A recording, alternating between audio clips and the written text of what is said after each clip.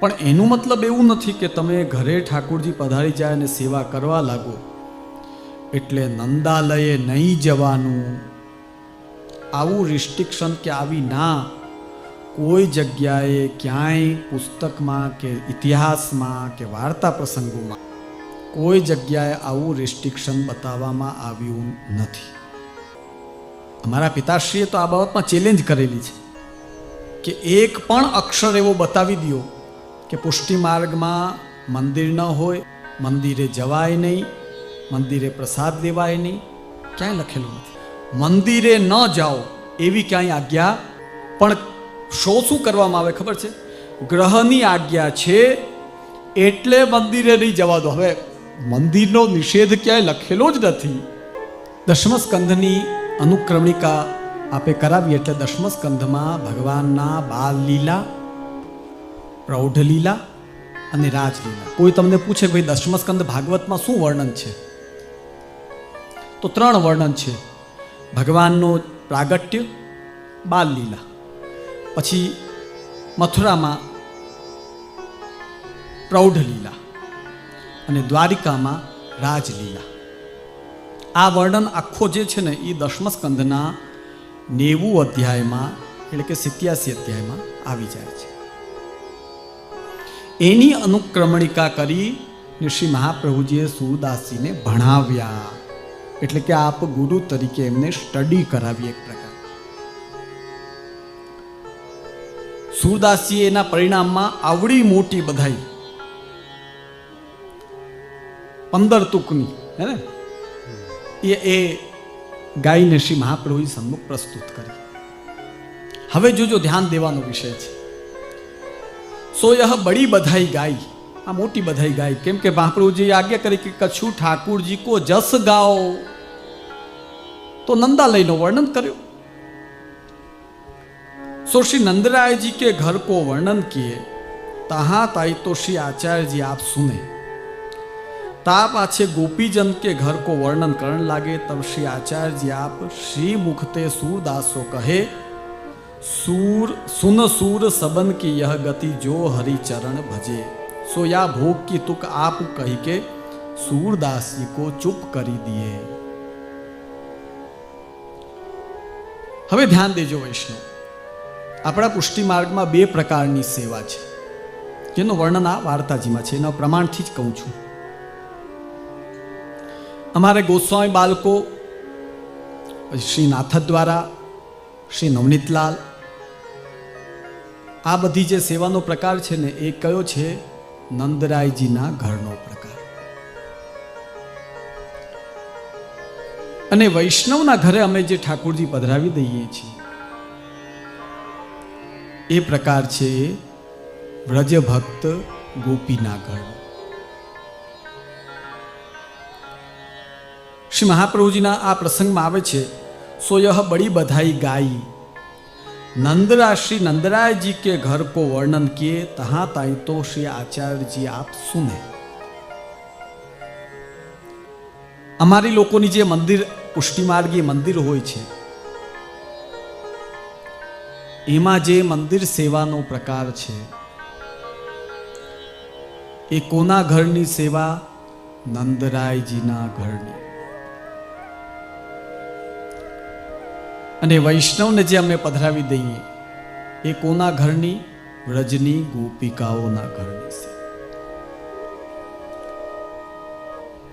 શ્રી હરિરાય મહાપ્રભુ ભાવ પ્રકાશમાં આપ આજ્ઞા કરે છે, સો યાતે. ભાઈ મહાપ્રભુજીએ રોક્યા કેમ? ગોપીગણનું વર્ણન કરવા જતા હતા, રોકી દીધા કે બસ થાંભી દિए.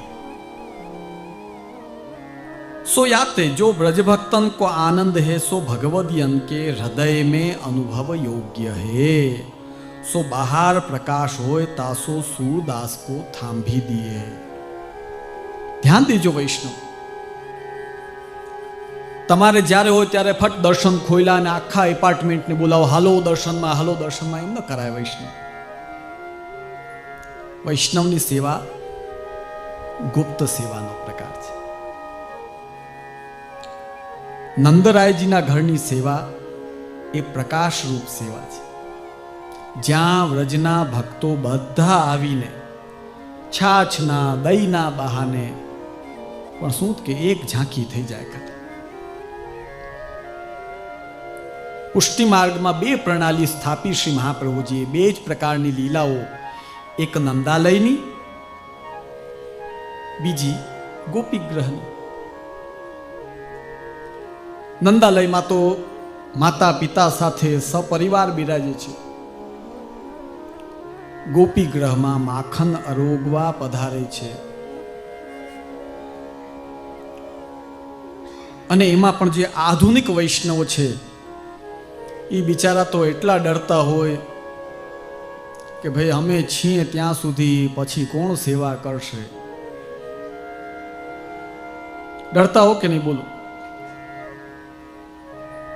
અમને એ ડર નથી, કારણ કે પેઢીઓથી બિરાજે છે અને નંદાલય છોડીને ક્યાંય પધારવાના નથી. નંદાલયમાં નિત્યવાસ પ્રભુ.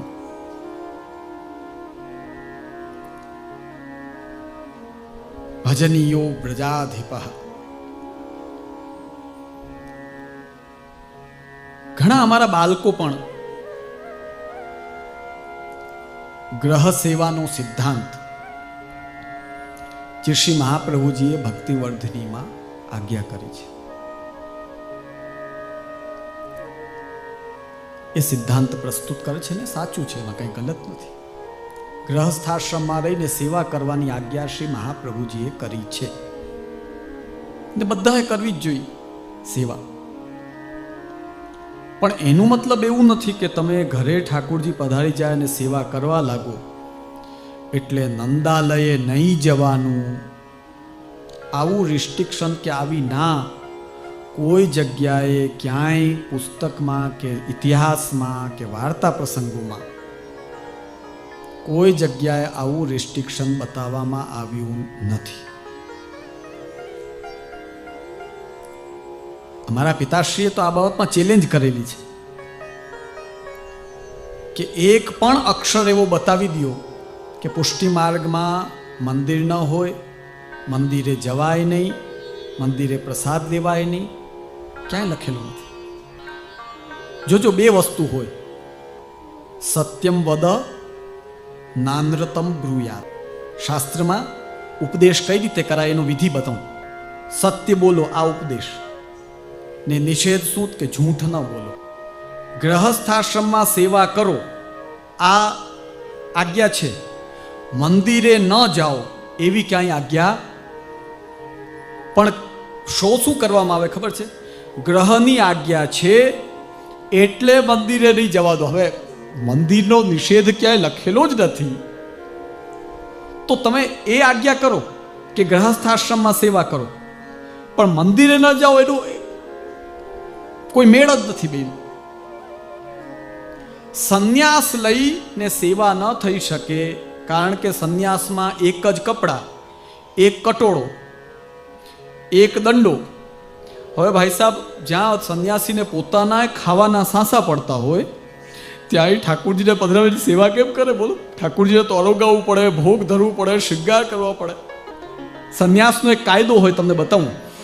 આધુનિક કાળમાં તો હવે સંન્યાસ એટલો પડાતો નથી ને એ સંન્યાસની ચર્ચા કરવા જેવું નથી. પણ પ્રાચીન કાળમાં સંન્યાસીઓ જે હતા, ઉદાસીન સંન્યાસીઓ, એક દંડી, એ લોકો એક જ પાત્ર, એક લોટો, એક દંડો અને એક જ કપડાં, એક ઝોલો હોય સાથે, બસ. હવે એ સંન્યાસી, તમે કોઈ વૈષ્ણવ કોઈ સંન્યાસીઓ પછી આવીને કહ્યું જે અમારે ઠાકોરજીની સેવા કરવી છે, એટલે પહેલાં અમારે પૂછવું પડે ભાઈ તારા ભોજનની વ્યવસ્થા શું છે? કે એ ભિક્ષા ઉપર છે. તો કે ભાઈ તો તું શું ખાશે? કે એ બીજા ઉપર ડિપેન્ડ છું. કે તો તારા ઠાકોરજીને શું થશે?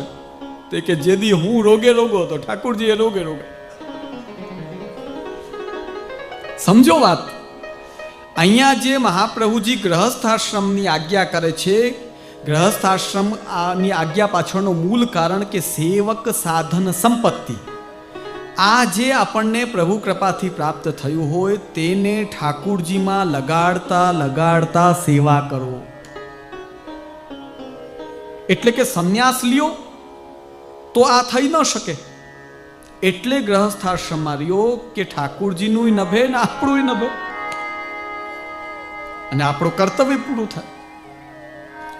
હવે આ સંન્યાસને રોકવા માટે ગ્રહસ્થાશ્રમની આજ્ઞા કરી. એને આ લોકો શું કરે છે ખબર છે? કે ઘરમાં સેવા કરો, મંદિરે ન જાઓ. એટલે જેને કહેવાય ને કે મારે ઘોટું અને ફૂટે આંખ. એક જણાને ઘોટુમાં માર્યું તો એને કે મારી આંખ ફોડી નાખી. બોલો કે ભાઈ મેં તો તને ઘોટુમાં માર્યું છે ને આંખ ક્યાંથી ફૂટી ગઈ? એમ સંન્યાસને હટાવવા માટે જે ગ્રહસ્થાશ્રમની આજ્ઞા કરી એને મંદિરની વિરોધી બતાવીને પ્રસ્તુત કરવામાં આવે છે. એટલે આવા ભ્રમમાં તમારે પુષ્ટિ માર્ગીય વૈષ્ણવે પડવાનું નહીં. અહીંયા વાર્તાજીમાં સ્પષ્ટ છે. सो श्री नंदराय जी के घर को वर्णन किए, तहाँ ताई श्री आचार्य जी आप सुने. ता पाछे गोपीजन के घर को वर्णन करने लागे. तब श्री आचार्य जी आपू श्री मुक्ते सूरदास को चुप करी दी. એટલે વ્રજમાં બે પ્રકારની લીલા છે, નંદાલયની લીલા અને ગોપીઘરની લીલા. ગોપીઘરની જવાબદારી તમારા લોકો ઉપર છે, નંદાલયની જવાબદારી અમારા ઉપર છે. ગોપી ગ્રહ માટે લખે છે કે સો બહાર પ્રકાશ હોય તાસો સૂરદાસ કો થાંભી દે. એટલે જ્યારે મનોરથો આદિ તમે કરો અને તમારે જ્યારે વૈષ્ણવને દર્શન કરાવવાનું સ્થિતિ આવે ત્યારે આપણામાં એક નિયમ છે કે ગુરુદેવની આજ્ઞા લ્યો. આ આજ્ઞા ઘણીવાર નવા છોકરાઓ થાય કે વાતમાં તમે કયો આજ્ઞા લ્યો કે છીંક ખાવી છે તો ચલો જેની આજ્ઞા લ્યો પછી છીંક ખાશું. પણ એવું નથી. અમુક કાયદા એવા છે કે ભક્ત ગ્રહની સેવા જે છે એમાં બાર દર્શન ખોલીને બધાને કરાવવા એ પ્રકાર ગોપી ગ્રહની સેવામાં પ્રશસ્ત નથી. એટલે જ્યારે મનોરથ આદિ તમે કરો ને બધા એકત્રિત થાઓ ત્યારે વિશેષ પ્રકારમાં ગુરુની આજ્ઞાપૂર્વક દર્શન કરાવો તો તમને કદાચ કોઈ માની લ્યો કે એ સગા સંબંધીમાં કોઈ પૂર્ણ વૈષ્ણવ ન હોય એ આવી જાય તો દોષના ભાગી તમે ન બનો. એટલે આપણામાં એક કાયદો જ છે કે ભાઈ ઠાકુરજીને લગતો મનોરથ અથવા તો વૈષ્ણવને લગતો મનોરથ પહેલા ક્યાં જાઓ? પહેલા આજ્ઞા લ્યો, પછી મનોરથ કરો. આ બધી પરંપરાઓ આપણા વડીલોએ નક્કી કરેલી છે. ઘણા લોકો એવો પ્રશ્ન કરે કે આવું ક્યાં લખેલું છે કે આવી બે સેવા, બે લીલાનું વર્ણન છે કે નહીં? સૂરદાસજીએ નંદરાયજીના ઘરનો વર્ણન કર્યો કે નહીં? નંદ મહોત્સવ થાય છે એ ગોપી ગ્રહનો ઉત્સવ છે કે નંદરાયજીના ઘરનો ઉત્સવ છે? મહાપ્રભુજીએ કોઈ વૈષ્ણવને ત્યાં પણ 2-3 પ્રસંગ આવે છે નંદ મહોત્સવના, તો ત્યાં શ્રી મહાપ્રભુજી સ્વયં આપ હાજરી રાખીને નંદ મહોત્સવ કરાવ્યો છે. હા, આપ બિરાજીને નંદ મહોત્સવ કરો. 2 પ્રસંગ છે. એક પરમાનંદ દાસજીના વાર્તા પ્રસંગમાં શ્રીનાથજીમાં નંદ મહોત્સવ મનાવ્યો. તો પુષ્ટિ માર્ગમાં 2 લીલા, 2 ભાવ અને 2 ભાવાત્મક સેવાનો પ્રકાર વર્ષોથી ચાલતો આવી રહ્યો છે. એટલે કોઈ પણ એમ કહે કે મંદિરે નહીં જવાનું, મંદિરે દર્શન કરવા નહીં જવાનું, તો તમારે કહેવાનું કે ભાઈ ગોપી ગ્રહમાં અમે ગ્રહ સેવા કરીએ અને નંદરાયજીના ઘરે શ્રી નંદરાયજીના લાલના દર્શન કરવા જઈએ. એમાં શું ગલત છે? અને આ ખાલી વાર્તા પ્રસંગમાં છે એમ નહીં. શ્રી મહાપ્રભુજીના 16 ગ્રંથમાં એક ગ્રંથ છે નિરોધ લક્ષણ. અને નિરોધ લક્ષણમાં સ્વરૂપ શું છે કે આપણે પૂરેપૂરા ઠાકુરજીમાં અટકી જઈએ. હમણાં જેટલા ભક્તિ કરો છો ને આ તો તમે ફોર્માલિટી કરો છો. એમાં અમારા ભીમંડીના વૈષ્ણવ તો શુદ્ધ ફોર્માલિટી વાળા વૈષ્ણવ છે. અમે વૈષ્ણવ છીએ, અમારો ઠાકુરજી સાથે સંબંધ છે. ફોર્માલિટી કેને કહેવાય ખબર છે? સ્કૂલમાં જ્યારે આપણો છોકરો સારા પર્સન્ટેજ લઈને આવે ને પછી જ્યારે આપણે ઓલો ઇનામ લેવા જાય ત્યારે જોજો ઇનામ દઈએ ને પગે લાગે. આ ફોર્માલિટી જ કરતો હોય. ઇનામ દઈએ ને એટલે પગે લાગે, રોજ પગે લાગવા ન જાય. એમ અમારો મોટો બહોળો વૈષ્ણવ સમાજ એવો છે કે જે ઠાકોરજી સાથે આત્મીય સંબંધ કમ અને ફોર્માલિટી વધારે કરે છે. ફોર્માલિટી છોડો, અટકવું છે તો પૂરેપૂરા અટકો, અડધું અડધું શું રાખવું. સંસારને સમય દો. મહાપ્રભુજી ક્યાંય નથી કહ્યું કે સંસારથી વિરોધ કરો કે એનો ઉલાર્યો કરો, બિલકુલ નહીં.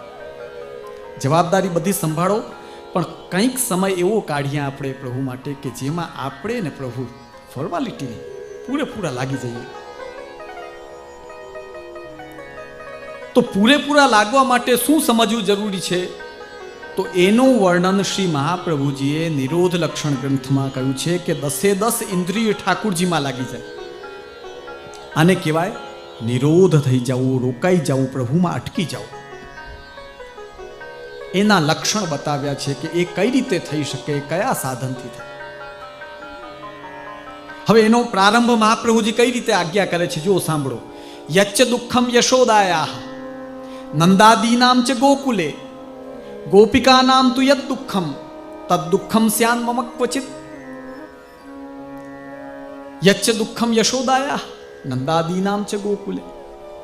ભગવાન જ્યારે વ્રજથી મથુરા પધાર્યા, એ સમયે જેવો દુઃખ નંદરાયજી યશોદાજીને થયો અને વ્રજની ગોપિકાઓને થયો, એવું દુઃખ મને થાઓ. આ માંગી રહ્યા છે મહાપ્રભુજી.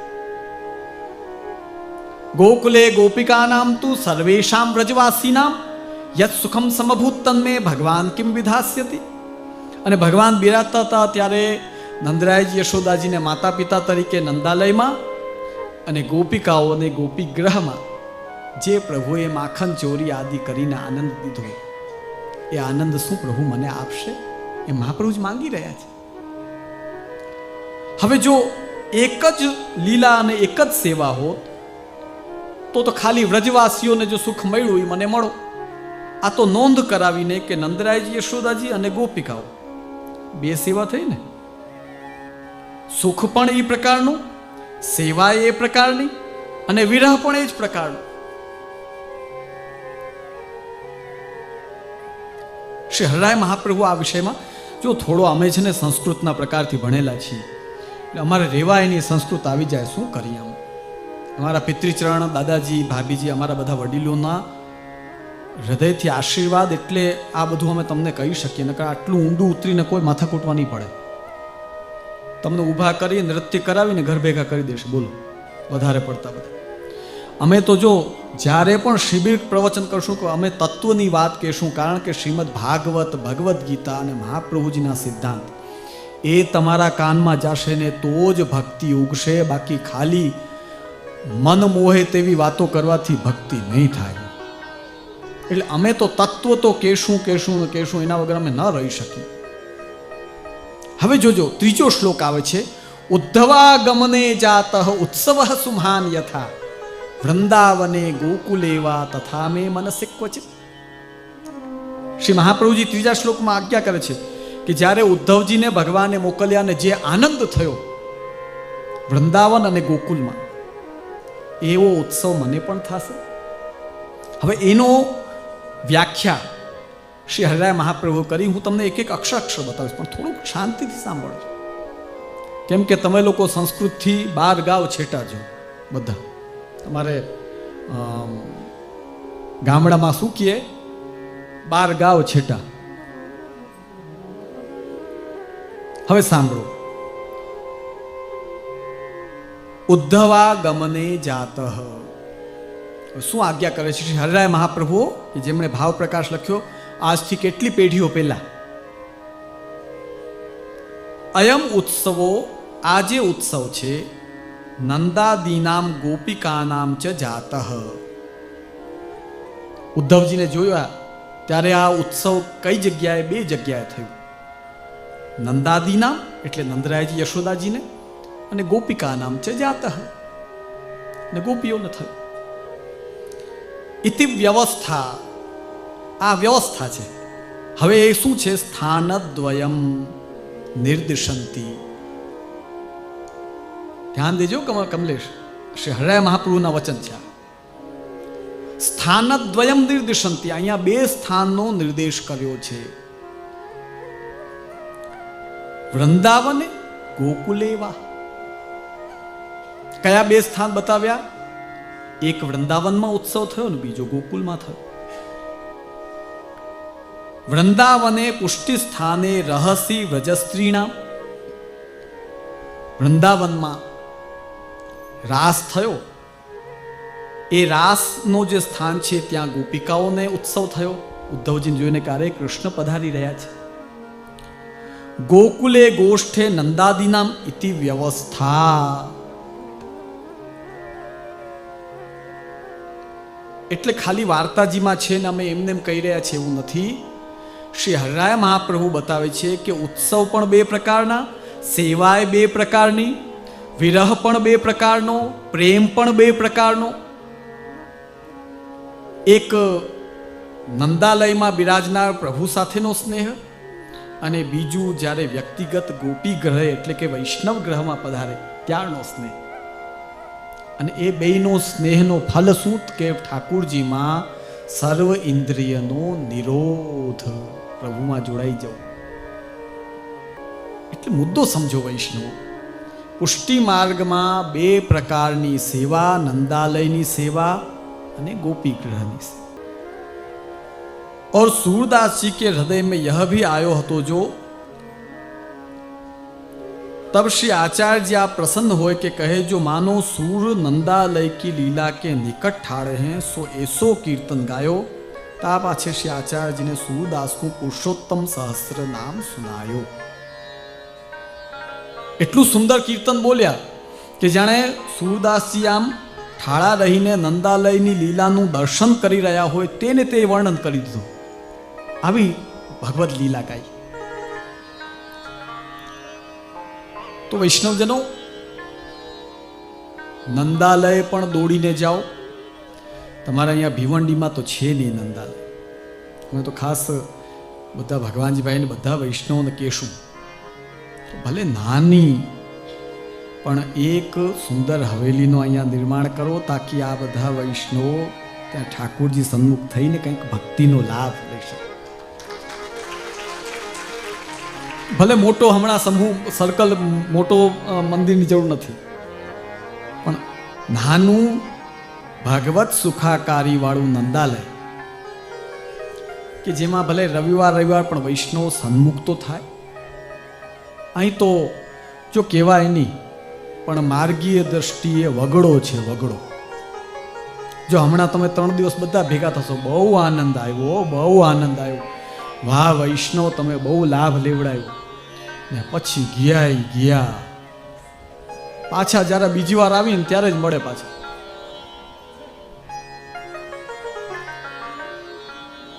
આ સ્થિતિ છે. તો અહીંયા આપણો સૌરાષ્ટ્રનો બહુ મોટો સમૂહ છે. અવશ્ય અહીં નંદાલય હોવું જ જોઈએ કે જેના થકી વૈષ્ણવો શ્રી ઠાકુરજી સન્મુખ થઈ ઉત્તરોત્તર ભક્તિ માર્ગમાં એમનો ભાવ વધે. ભાવ પોષણ માટે પુષ્ટિ માર્ગીય મંદિર, નંદાલય, હવેલીનો ક્રમ પુષ્ટિ માર્ગમાં મધ્યમ અને તૃતીય અધિકારી વૈષ્ણવ માટે અતિ આવશ્યક છે. આ રીતે સૂરદાસજીના પ્રથમ પ્રસંગમાં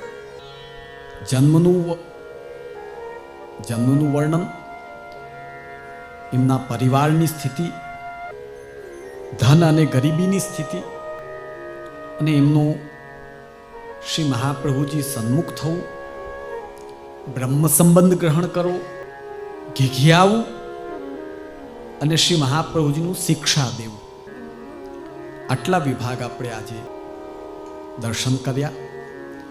અને તેમાં વિશેષ વસ્તુ એ જાણવા મળી કે પુષ્ટિ માર્ગમાં સેવા પૂર્ણ પુરુષોત્તમની જ છે,